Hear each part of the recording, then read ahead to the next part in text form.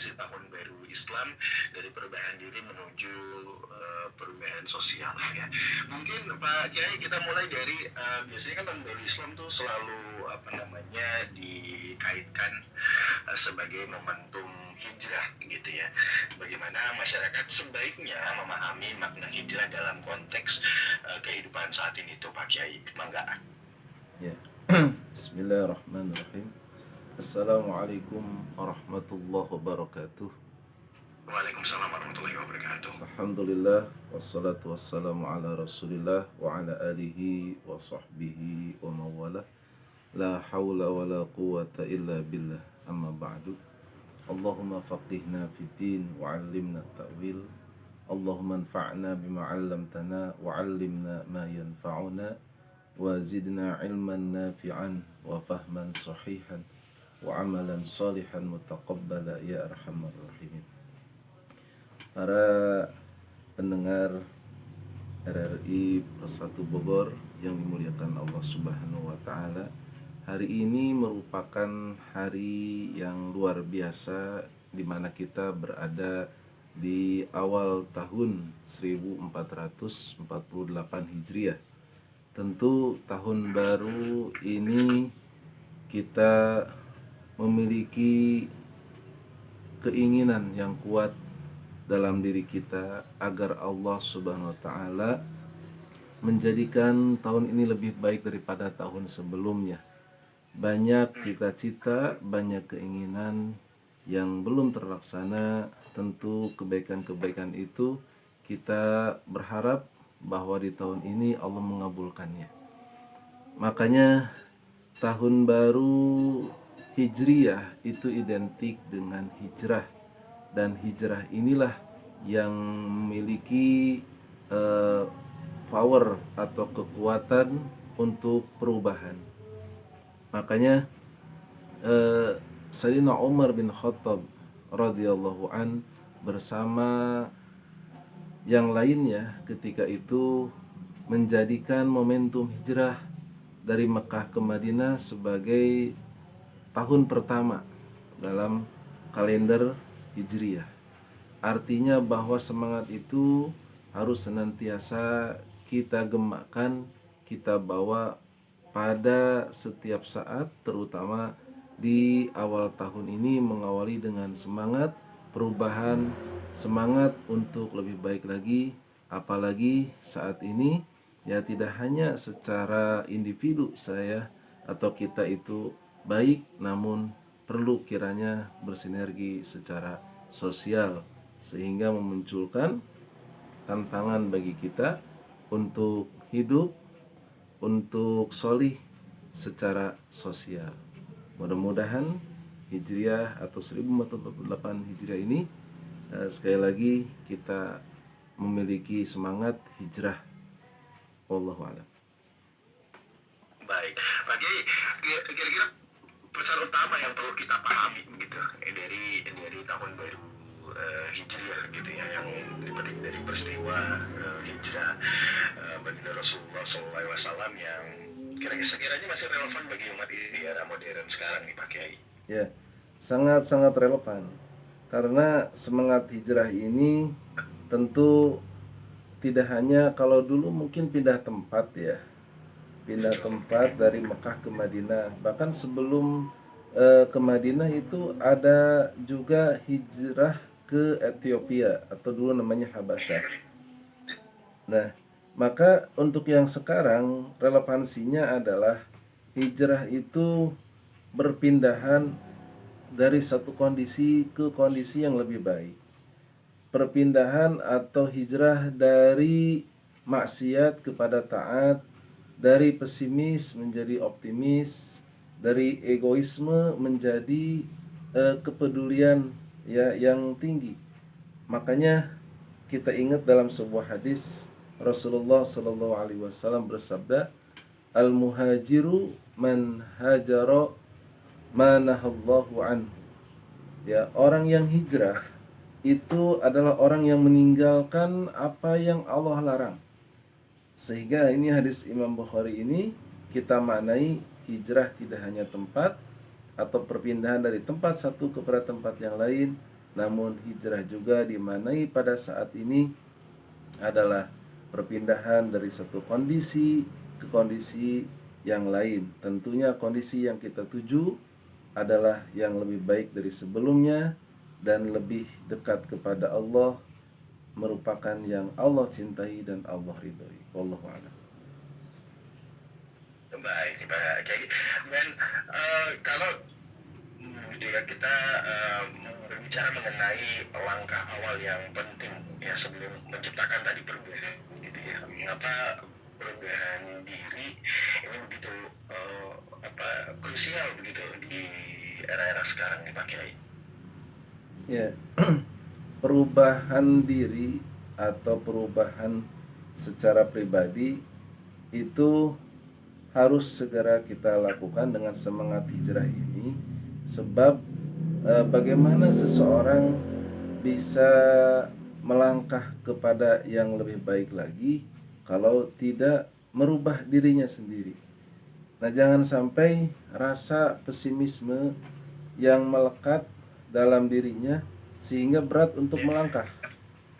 Nah, dan tentu energi yang kita miliki dengan energi hijrah itu merupakan energi spiritual yang menghasilkan optimisme seseorang untuk terus berusaha.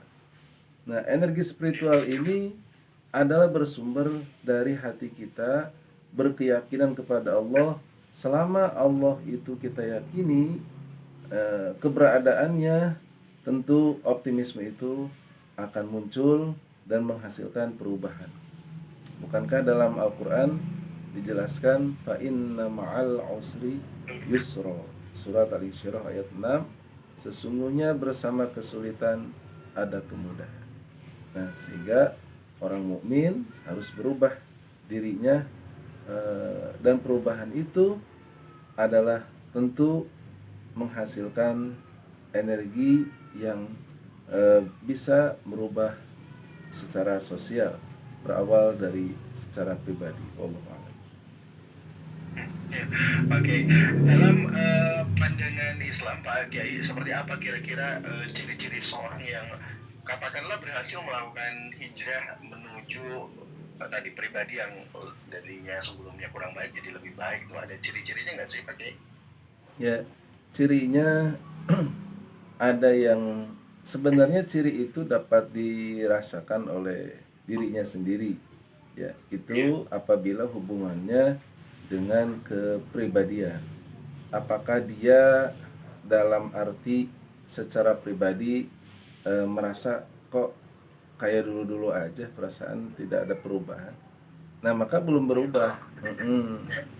Nah, tapi kalau dia merasakan alhamdulillah saya perasaan sekarang sudah berubah nih. Kalau dulu sholatnya masih kadang sholat kadang enggak, sekarang sudah mulai rajin ya gitu. Terus begitu pula kaitan dengan sodakohnya. Kalau dulu sodakoh itu nunggu gajian dulu, ya kadang-kadang juga lupa. Sekarang nih udah terbiasa setiap hari meskipun sedikit sodakoh. Nah, sholat duha atau sholat sunnah dan lainnya, baca Quran, nah itu perubahan-perubahan itu dia rasakan sendiri dan tanpa harus dicek oleh orang lain. Jangan sampai saya nggak mau berubah kalau belum dinilai oleh atasan, kan ya nggak seperti itu juga ya. Jadi perubahan itu adalah keinginan diri sendiri kepada yang lebih baik, itu Pak. Oke. Kemudian cara agar tadi begitu ya proses hijrahnya ini jadi apa namanya jadi berhasil begitu, tentunya ada evaluasi di dalamnya ataupun muhasabah diri agar tidak hanya jadi kegiatan seremonial saat tahun baru Islam saja. Nah, kira-kira bagaimana untuk hal itu bisa kita laksanakan dengan baik sehingga tujuan kita tercapai itu Pak Kiai? Ya, supaya tujuan kita tercapai perlu ada list ya atau daftar dari bagian-bagian perilaku yang kita lakukan selama ini. Karena orang itu sangat pandai menilai orang lain dan melupakan untuk menilai diri sendiri. Nah, mengevaluasi diri sendirilah yang disebut dalam agama kita dengan istilah muhasabah. Hasibu anfusakum qabla an tuhasabu. Hisablah diri kalian sebelum nanti dihisab. Nah, ini untuk bagaimana keberhasilan muhasabah ini perlu ada list ya, kita kumpulkan semua kekurangan-kekurangan kita nilai diri kita sendiri. Ya. Dan setelah itu kita checklist satu-satu apa yang sudah kita lakukan perubahannya kepada yang lebih baik. Ya, kalau kepada yang lebih buruk itu bukan perubahan, ya, penurunan, ya. Jadi memang betul iman itu ada naik ada turun, naiknya dengan ketaatan, turunnya dengan kemaksiatan. Nah, tapi kalau yang kita lakukan muhasabah ini tentu ingin naik, ya, ingin ada kenaikan, ingin ada perubahan kepada yang lebih baik. Ya, contohnya nih dalam ucapan, eh, dalam hari ini saya gibah enggak ya, gitu kan. Tulis gibah, maka besok jangan sampai ke checklist lagi itu kan, gibah ini perubahannya ada, ini ada progresnya, gitu kan. Termasuk silaturahim, saya memutuskan silaturahim enggak, memutuskan ke ABCD, nah kita lakukan perbaikan seperti itu. Ada seenggaknya ada beberapa catatan yang perlu kita buat begitu ya, sehingga perubahan tadi bisa secara perlahan kita rubah ya. Tadi sempat disinggung soal gibah tuh, kadang yang hal-hal kecil seperti ini Pak Kiai yang sulit banget kita kendalikan karena keluar begitu saja gitu. Nah, Betul. apa kira-kira selain hal tersebut tantangan terbesar masyarakat kita di zaman sekarang untuk bagaimana tadi bisa menuju hal yang baik, apalagi sekarang perkembangan teknologi jauh lebih pesat, kemudian adanya media sosial juga memperparah hal tersebut. Nah, kira-kira apa tuh Pak Kiai? Iya, jadi kita mulai, Mas Gagah, ya, dari hal-hal yang kecil tadi. Hal-hal yang kecil yang dianggap sepele itu kalau dibiarkan menjadi sepolo gitu.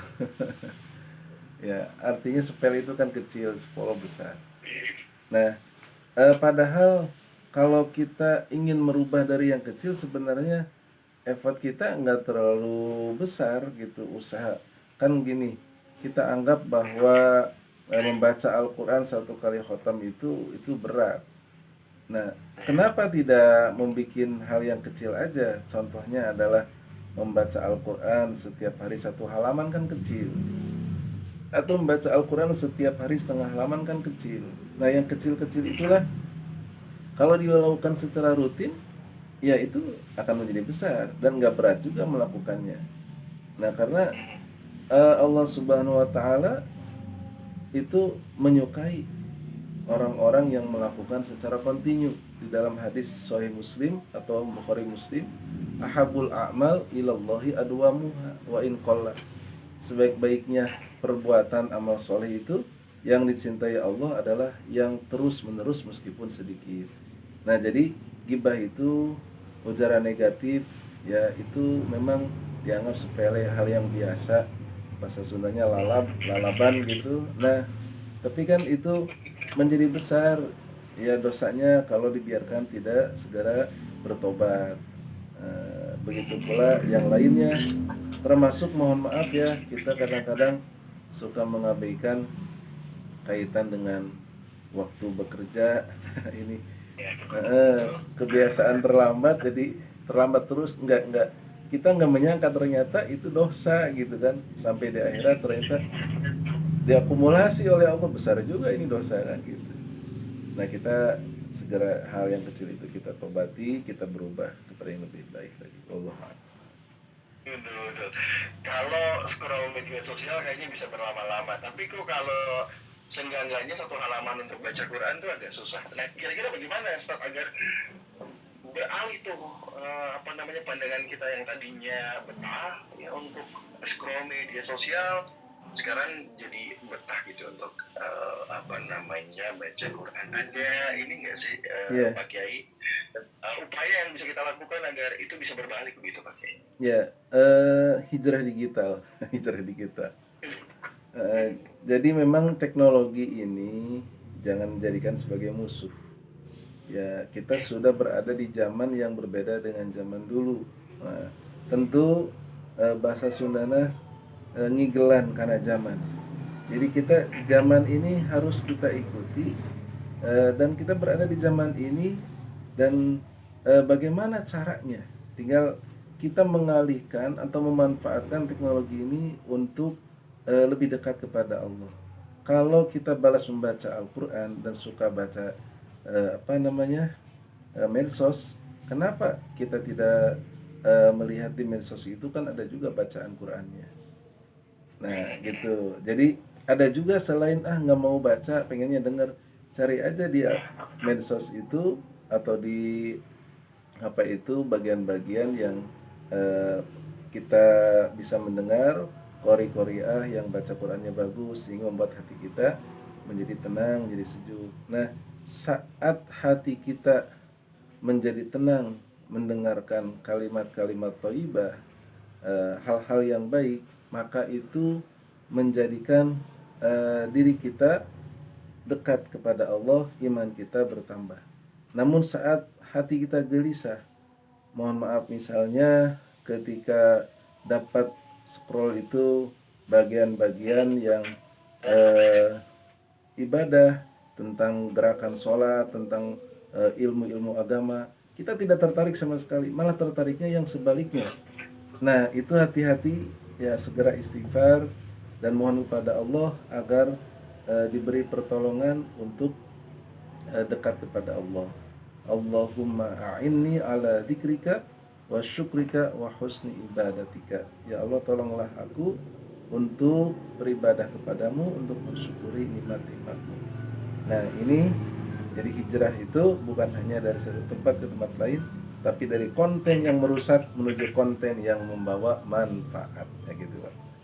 Ya, artinya apalagi kan algoritma media sosial itu kan lebih mempermudah, apa yang sering kita tonton kan sering muncul, jadi merubah kontennya yang tadinya negatif jadi positif, jadi suatu hal yang bisa dikatakan membawa perubahan, begitu ya Pak Kiai ya? Betul, itu hijrah juga itu. Kalau kita berbicara mengenai peran keluarga Pak Kiai dalam membentuk karakter dan juga mendorong perubahan positif dalam kehidupan seseorang, karena kalau sendiri sulit begitu, butuh support system di dalamnya. Nah, bagaimana keluarga bisa juga turut membantu menciptakan lingkungan yang lebih positif Pak Kiai? Ya, keluarga itu adalah bagian yang paling kecil dalam bangsa ini, namun yang paling berperan. Artinya kalau keluarganya bagus, pendidikan keluarganya baik, maka anak bangsa ini akan menjadi baik, ya. Tapi kalau sebaliknya pendidikan keluarganya buruk, maka akan berdampak pada rukun tetangga, rukun warga, ya, dan seterusnya gitu, menjadi tidak baik. Oleh karena itu, orang tua dalam hal ini dalam membimbing putra-putrinya atau nanti akan menjadi generasi penerusnya, itu adalah tidak bisa kita pandang remeh keteladanan. Ya, keteladanan ini tentu adalah tidak hanya menasehati, tapi juga menjadikan sebagai contoh yang tepat bagi putra-putrinya dalam hal beramal kebaikan. Nabi itu dalam sejarahnya, sebelum menyuruh, Nabi itu sudah melakukannya. Ya, dan selain keteladanan, yang kedua harus dibangun komunikasi yang hangat. Jangan sampai putra-putri kita itu mendapatkan jawaban atas masalahnya dari orang yang tidak tepat, ya, karena tidak merasa nyaman dengan orang tuanya. Maka komunikasi yang hangat itu dibangun, ya, kita ingin tahu permasalahan apa yang dihadapi oleh generasi muda ini atau putra-putri kita ini. Maka itu kita bangun komunikasi itu dengan hangat. Yang ketiga tentu tadi masalah gawe, ya, itu harus bijak dalam menggunakan, kita awasi. Ya, kalau sudah dewasa kita tanamkan bahwa ma yalfidhu min qaulin illa ladaihi raqibun atid. Nah, itu dalam Al-Qur'an ya, surat Qaf ya, di situ ada, tidak ada perkataan yang keluar kecuali diawasi oleh malaikat raqibun atid. Maka jari-jari yang kita tempelkan di gawai itu pun diawasi oleh malaikat raqib atid, dicatat semuanya, sehingga dia merasa diawasi. Ketika tidak ada orang tuanya pun merasa diawasi oleh malaikat, merasa diawasi. Dan itulah keimanan yang luar biasa, kesadaran dalam diri untuk berubah pada yang lebih baik. Selain itu, suasana ibadah di rumah itu harus dibangun ya, supaya keteladanan itu tidak hanya dia praktekkan di luar rumah, tapi di dalam rumah juga. Allah. Artinya peran keluarga sangat krusial karena menjadi madrasah pertama begitu ya bagi anak-anaknya gitu ya. Nah, kalau kita berbicara mengenai ini pakai generasi muda yang tentunya dapat diharapkan menjadikan semangat hijrah sebagai motivasi untuk berkarya dan juga berkontribusi bagi masyarakat. Apa yang perlu dilakukan oleh generasi muda nih, Pak Ujai?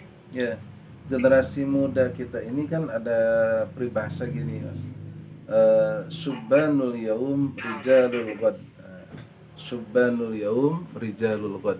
Artinya adalah para pemuda hari ini adalah para pemimpin di masa mendatang.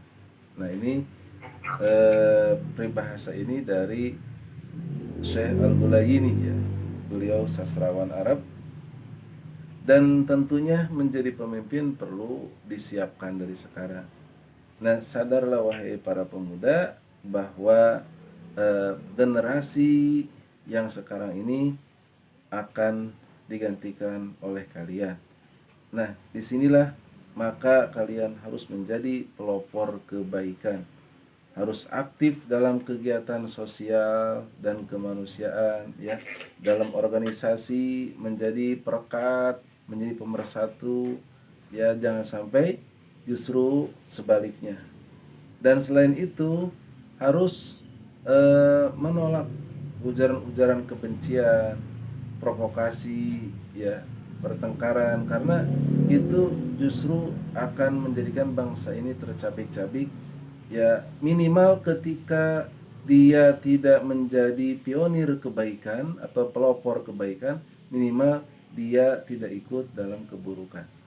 Nah, hal seperti ini sehingga anak muda, khususnya para pelajar, mahasiswa, dan juga siapapun yang nanti akan menggantikan di masa mendatang menjadi para pemimpin, itu yang harus disiapkan adalah bagaimana zaman yang sekarang ini dimanfaatkan waktu yang ada itu untuk menabur benih kebaikan-kebaikan supaya dipanen nanti di masa yang akan datang. Wallahu a'lam. Baik, itu jadi tantangan tersendiri buat generasi muda ya, apalagi di tengah berbagai persoalan sosial seperti intoleransi, hoax, dan juga menurunnya kepedulian sosial. Apa kira-kira Pak Kiai yang dapat dilakukan umat Islam untuk bisa menjadi bagian dari solusi, karena kehadiran Islam harusnya memberikan solusi begitu Pak Kiai? Ya, jadi Islam itu agama yang rahmatan lil alamin. Ya, bahkan ajaran-ajarannya, agama kita itu paripurna, menjadi solutif. Dia seseorang yang menjalankan agama dengan baik, itu hidupnya akan baik. Nah, jangan sampai ketika sekarang dihadapkan dengan permasalahan, kita menganggap bahwa di situ bahwa agama tidak berbicara apa-apa. Yang paling menyakitkan adalah krisis keteladanan. orang-orang yang ngerti agama, agama ada di dia gitu, ilmu ada di dia. Kenapa kok dia melakukan seperti itu? Nah, kita kan jadi merasa agama ini bukan solusi. Nah, terus bagaimana dalam kondisi seperti ini di saat pemberitaan ya banyak tentang penurunan atau dekadensi moral tidak hanya dilakukan oleh orang yang awam dengan agama, tapi orang-orang yang ahli dalam bidang agama. Nah, di sini di zaman fitnah ini kita yakinkan bahwa kita berada dalam track yang benar, ya. Nggak usah melihat kanan kiri, tapi kita melihat pedoman kita, kompas kita, apakah selama ini Al-Quran dan hadis ya itu sudah kita jalankan atau belum. Jangan melihat dia juga ngerti Al-Quran tidak menjalankannya. Nah, tidak perlu seperti itu. Yang penting kitanya sendiri, karena introspeksi atau muhasabah ya itu adalah diri sendiri, dan muhasabah itu menghasilkan hijrah ya kepada yang lebih baik. Nah, dan itu akan nantinya sejalan dengan optimisme. Di dalam Al-Quran itu ada kalimat ku anfusakum wa ahlikum naro.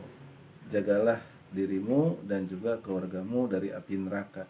Jadi jaga diri kita dulu, baru keluarga kita. Nah, maka untuk menghindari semuanya hal-hal yang sifatnya hoax ya, hal-hal yang itu menjadi PR bagi kita, krisis-krisis moral, kemanusiaan dan lain-lainnya, itu adalah tidak bisa ditunda. Dengan semangat hijrah ini adalah mulai dari diri kita, kemudian pada keluarga dan juga masyarakat. Hijrah dalam arti menjadi yang lebih baik lagi. Wallahu a'lam. Oke, baik.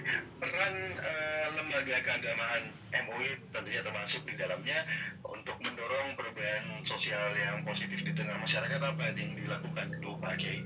Ya, perubahan sosial ya yang kita lakukan tentu melalui penyuluhan di majelis taklim, di masjid, ya di pesantren dan lain-lain. Nah, perubahan hal seperti ini adalah kita ingin bahwa perubahan sosial atau agama yang itu notabene adalah syariat ya, jangan sampai hanya sebatas sholat saja, sebatas membaca Al-Quran saja, tapi harus memberikan sentuhan-sentuhan secara menyeluruh dalam setiap dimensi kehidupan. Dalam hal ini tentang bagaimana bekerja ya sesuai dengan syariat atau sesuai dengan agama, bagaimana kita bicara, bagaimana kita mengatur tentang ekonomi, tentang keluarga dan sebagainya, itu semuanya diatur padahal dalam agama kita. Maka dengan sholat yang baik ya, kita tanamkan atau kami tanamkan kepada masyarakat bahwa kalau sholatnya yang baik itu adalah sholat yang berdampak pada perubahan perilaku kepada yang lebih baik. Nah, seperti itu diantaranya. Allahu a'lam. Baik, sebagai penutup Pak Kiai, kira-kira nilai-nilai apa yang perlu diperkuat masyarakat dalam tadi menyambut tahun baru Islam 1448 Hijriah, Mangga, sebagai closing statement Pak Kiai? Baik, terima kasih. Tahun baru Islam bukan tentang atau bukan hanya tentang bertambahnya angka tahun dari 1447 menjadi 1448, tapi bertambahnya kualitas keimanan dan ketakwaan kita. Jangan takut memulai perubahan, lakukan dari hal yang terkecil ya, dan jangan langsung kepada perubahan yang besar. Mulailah dari sholat kita yang lebih baik lagi, akhlak yang lebih mulia lagi, dan kepedulian sosial lebih nyata lagi. Jadilah generasi ya, khususnya para generasi muda yang kuat imannya, luas ilmunya, wawasannya, dan besar manfaatnya bagi bangsa dan negara. Mudah-mudahan kita termasuk orang yang beruntung Man kana yaumuhu khairan min amsihi wa huwa rabihun. Siapa yang hari ini lebih baik dari kemarin, maka ia termasuk orang yang beruntung. Terima kasih semuanya. Semoga di tahun baru Islam 1448 Hijrah ini kita mampu menerapkan semangat hijrah menjadi orang yang berkualitas lebih baik lagi dari yang sebelumnya. Wallahu alam. Mohon maaf atas segala kekurangan. Wassalamualaikum warahmatullahi wabarakatuh. Waalaikumsalam warahmatullahi wabarakatuh. Amin ya robbal alamin. Pendengar, demikian tadi perbincangan kita di Bincang Pagi untuk edisi kali ini bersama Kiai Mahfud Hidayat dari MUI Kota Bogor terkait bagaimana refleksi tahun baru Islam dari perubahan diri menuju perubahan sosialnya. Oke, sampai sini kebersamaan kita di Bincang Pagi. Wassalamualaikum warahmatullahi wabarakatuh.